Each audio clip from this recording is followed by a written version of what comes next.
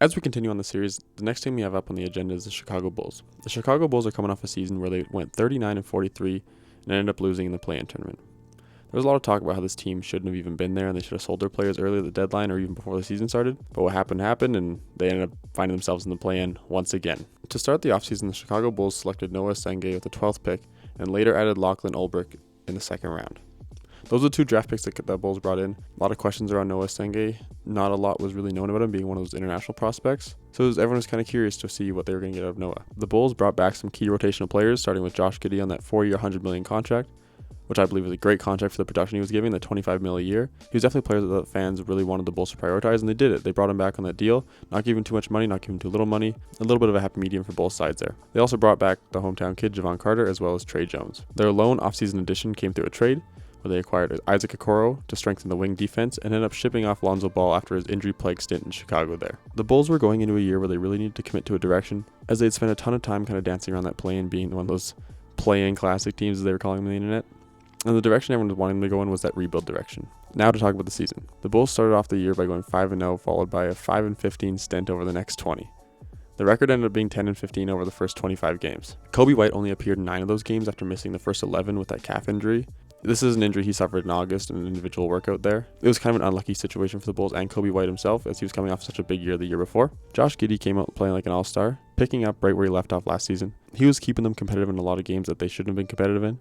This was alongside Nikola Vucevic, who started the year strong but very quickly became streaky and was hurting the team more than he was helping at times. It was clear that these two could not lead the Bulls to winning basketball every game, and fans became frustrated with the fact that they had not sold high on Vooch when they had the opportunity. And there was an opportunity many times the year before, even in the offseason. Ayo Dosunmu ended up having a career year when it came to scoring from shooting from deep. He was showing lots of growth alongside his defensive ability and gathering lots of interest on the trade market for teams that needed a point guard, as was Trey Jones, who was stepping up big during the absence of Coby White and even Josh Giddey when he was missing games. Modest Buzelis was looking like he took that big leap that everyone expected him to from his rookie year, showing off the ability to stretch out and knock down the three ball, as well as continuing to solidify himself as a great defender and rim protector with his size and length. He was given lots of opportunity from the start, and he made the most of it in year 2. Now to talk about their lottery pick, Noah Senge. He played a total of 6 minutes between 2 games at the end of November, and this was before going down having to get shoulder surgery and miss the entire year. Not the best start or look for the Bulls' 12th overall pick. At the deadline, the Bulls ended up having a 24-28 record, a better place that many were expecting to be at that time, as they came into the year ranked 23 in the power rankings. So it was obvious they were trying to be competitive, but they were doing that typical 500 basketball to keep them in the play-in that they've done for the last 4 years before that. The Bulls made a ton of moves at the deadline. It started with sending Kevin Huerter and Dario Saric to the Pistons in a 3-team deal that landed them Jaden Ivey and Mike Conley.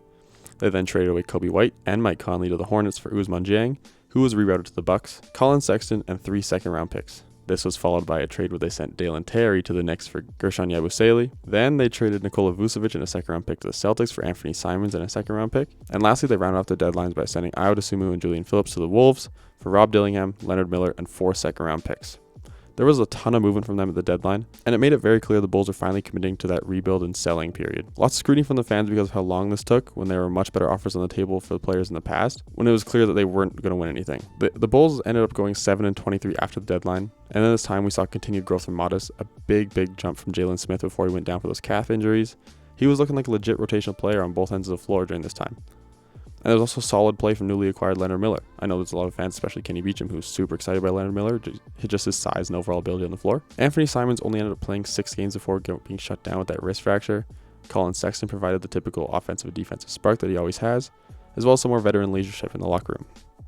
Fans didn't really seem too happy initially with these two, as they were older players and they were kind of getting priority minutes over the young guys in the time of reset. Something that happened that I don't want to spend a lot of time on is Jaden Ivey ended up being waived in March. The Bulls ended up finishing the season at 31-51, finding themselves in the top 10 of the lottery odds. Some key players that I missed that I do want to talk about, starting with Isaac Okoro. He gave the Bulls everything they were expecting when they traded for him. Got lots of minutes on a tanking team and was knocking down shots, getting to the rim, and playing his typical defensive level that he always has. I think for what they traded away, they got great value out of him this year. Next up is Rob Dillingham. He played in every game after the deadline when they acquired him. Had some games where he showed off that scoring ability that got him drafted, but he didn't look the best. He gets attacked on defense. He just looks so small out there.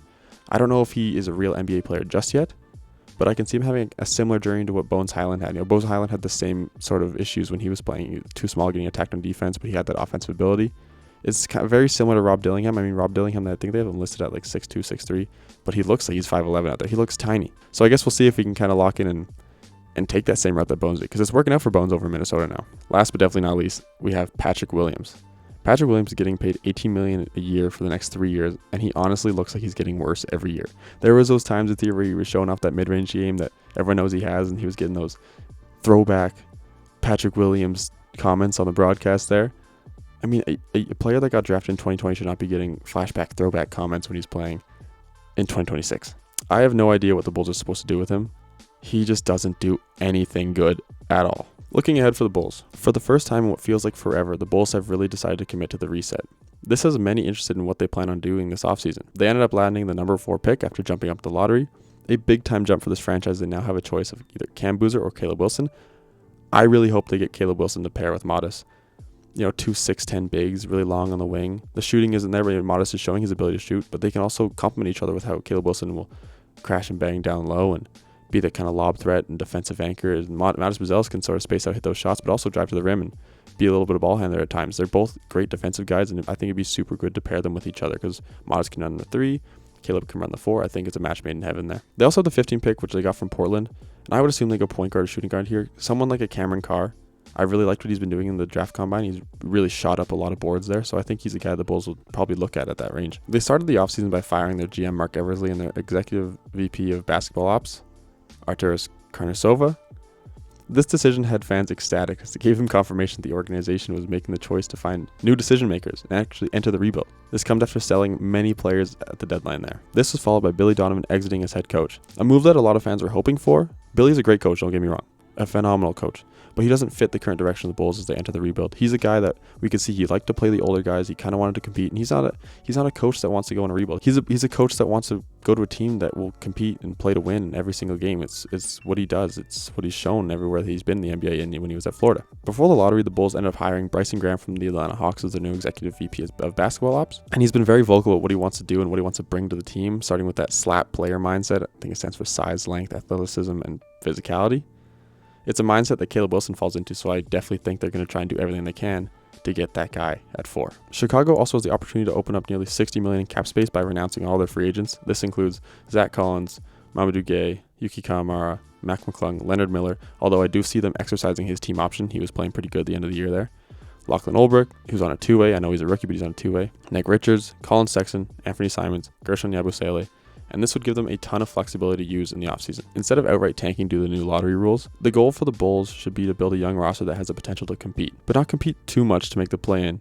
And this can be done by using their cap space strategically by taking in unwanted contracts from expensive teams in exchange for draft picks and young assets. It is very clear that Modest Buzelis is looking like the core centerpiece moving forward for this team, especially after major improvements across almost every part of his game last season. And you have the young guys in there. I know I talked about Rob Dillingham and Senge not really showing what people were expecting of them, but they still have time to develop. They're young, can kind of see what they do there.